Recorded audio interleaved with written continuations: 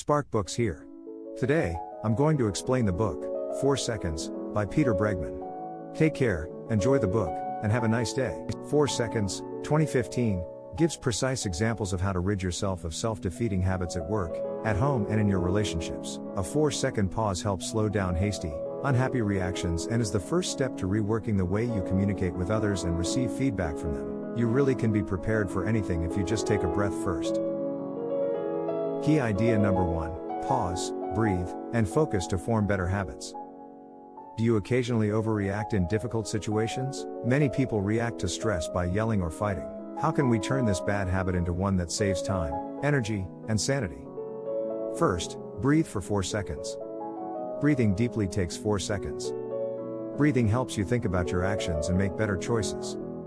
Your kids won't brush before school. Your fury is rising for the 3rd time this week. You'll lose it and yell. You stop, breathe, and resist. It calms and clears you. Instead of shouting, you could make a toothbrushing game. In stressful situations, focus on a region rather than a goal and take a 4-second breath.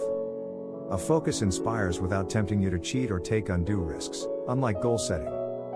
For instance, you own a product store. Your revenue goal has been rising recently. However, some of your employees have lied about product characteristics to meet sales targets because they only care about sales. You've prioritized consumer interaction this year. Results? Focusing on consumers rather than revenue increases revenue at year's end.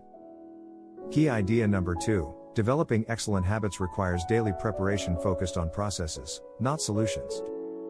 In a hectic world, we must be ready for everything. Failure to prepare for the day typically leads to costly mistakes that waste time. Imagine arriving at work unprepared for the morning meeting and realizing you had to chair it. You forgot this was determined last week. You didn't read the agenda, and then 2 new people arrived. You reschedule the meeting after realizing your mistake, wasting everyone's time.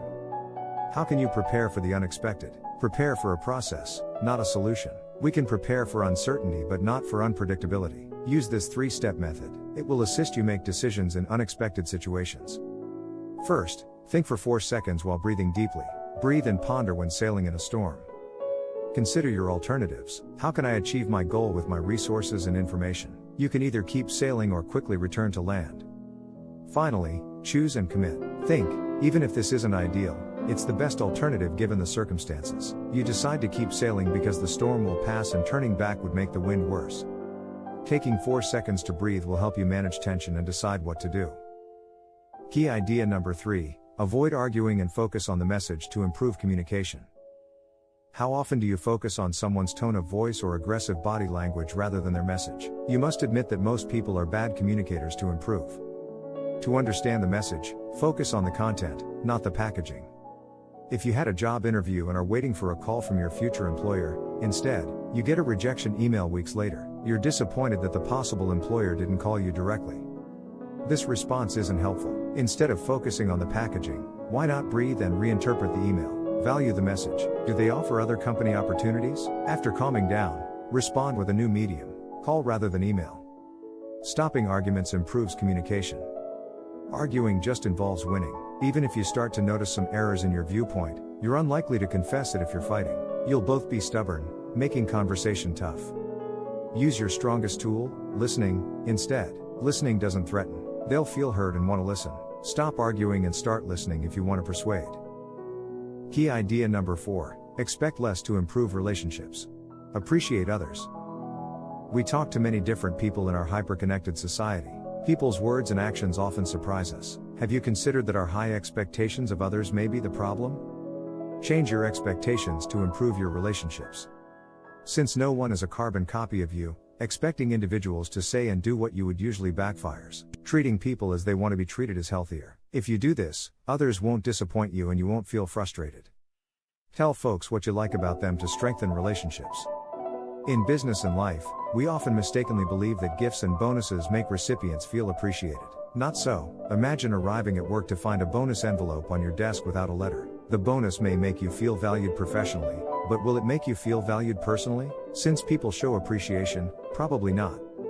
Thus, replace gift giving with a habit of telling individuals you appreciate them as they are, not for their favors or work for your organization.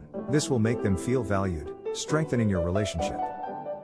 Key idea number 5, accepting failure and sharing victory maximizes work. We acquire new languages, technologies, and managerial skills at work. We easily fall into poor habits that impede learning. How to stop this? First, we must accept that failure is necessary for learning.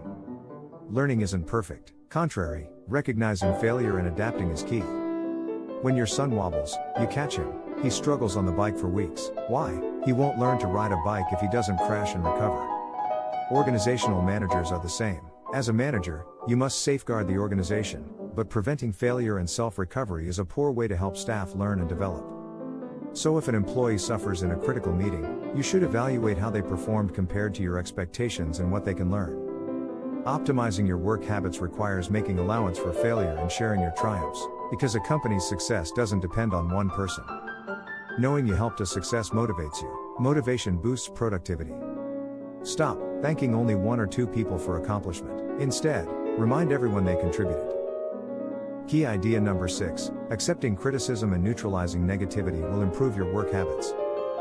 Everybody acts poorly sometimes. We all have our bad sides, at home, at work, or during a football game. Negative feelings hinder our performance. Let's fight this. Never respond to negativity. If you do, people will think you're contradicting their sentiments and hold on to that negativity. Take negative employees. The manager either gushed about bonuses or complained about their mood draining him. Unchanged. 3 steps with the person would be preferable. First, acknowledge their distress. Tell them if you've felt similarly. Finally, don't criticize. Instead, focus on what the person likes. These steps neutralize their unpleasantness. Accepting criticism can boost workplace optimism. Instead of being defensive, view criticism as a gift. Take criticism.